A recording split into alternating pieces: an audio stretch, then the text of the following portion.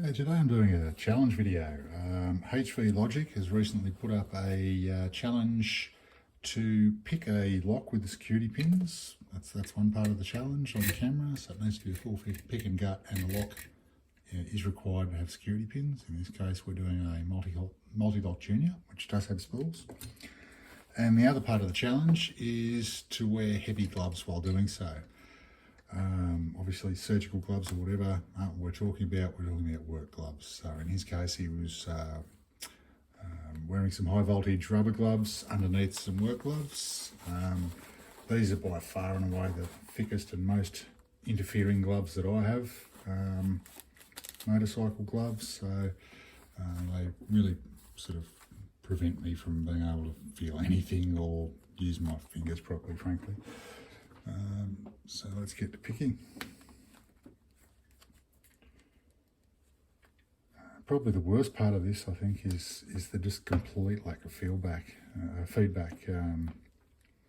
particularly through the tension wrench. In my case, I've found out that I rely on tension a lot to figure out what's going on inside the lock. Got some binding there on 2, got a little click, binding on 3. A little click there.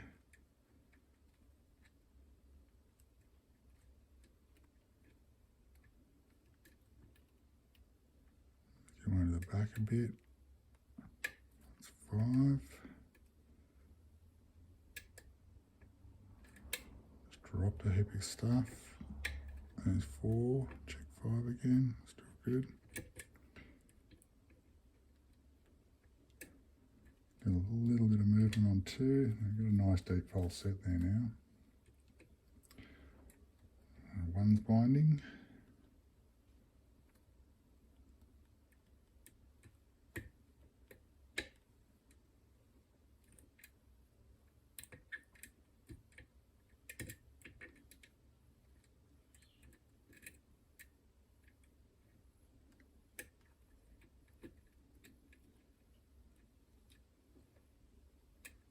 Counter on 4, got a click there. Nice deep false set.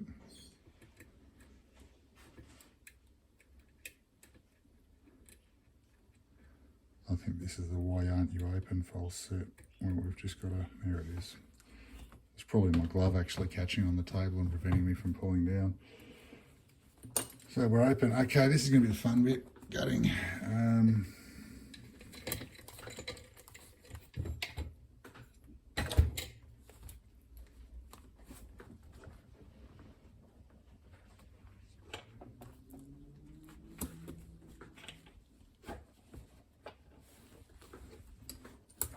Sorry you're a bit zoomed out, but I literally can't even turn the camera on and off with these gloves. They don't have sort of touchscreen bits in them. Alright, there's their open lock. Let's lock it back up. Oh, these gauntlets on the gloves are really getting in the way.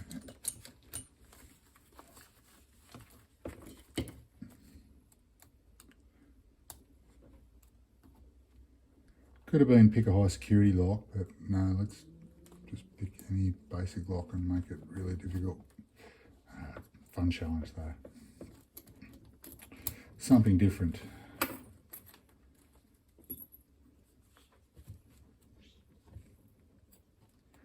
Right.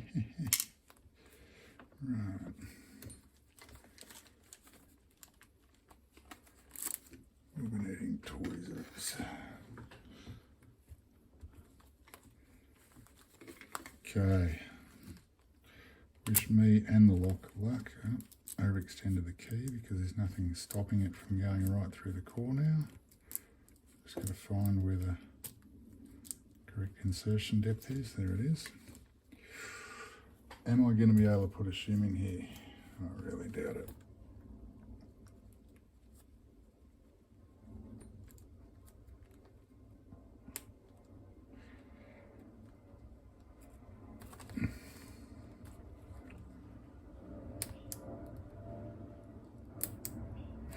Oh well.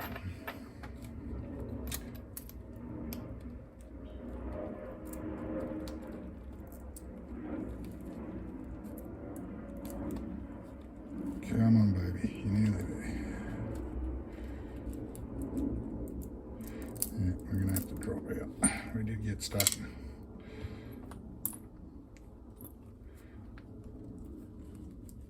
I didn't say it didn't have to be a disaster gut, just a gut, so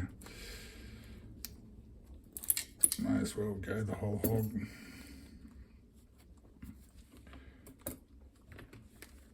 At least it'll make for a faster video.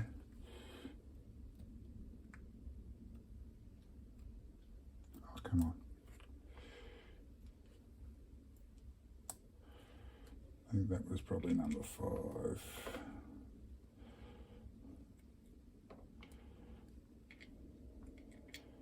One standard there, and that came out early, so I think that was. I will check the photos actually to see what the correct order for this. I'm sure I've got a gut photo of this lock somewhere.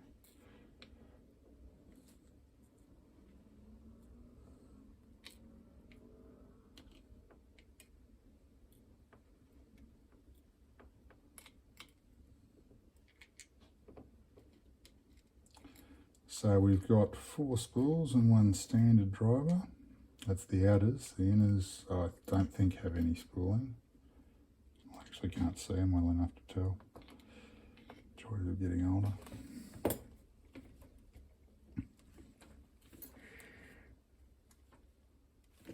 Let's try not to make a complete disaster out of this. Oh, why don't we just leave the key in? At least everything's close to shear this way.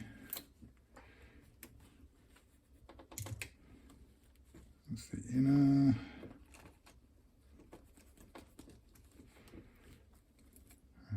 Let's get the key up. Tweezers went there. Nope.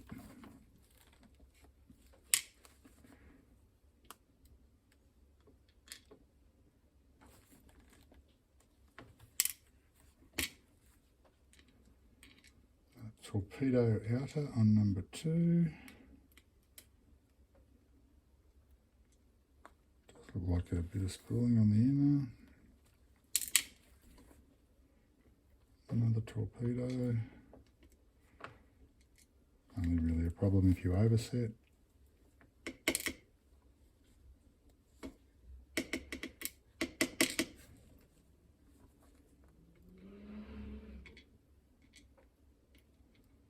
Standard in 4.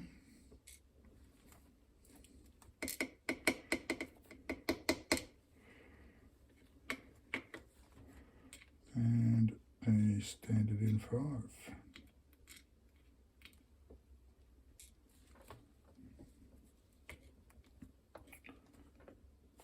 That's everything, I think.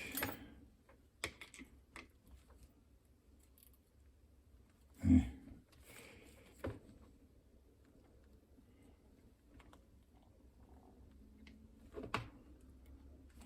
All right, let's bring you in for close-up.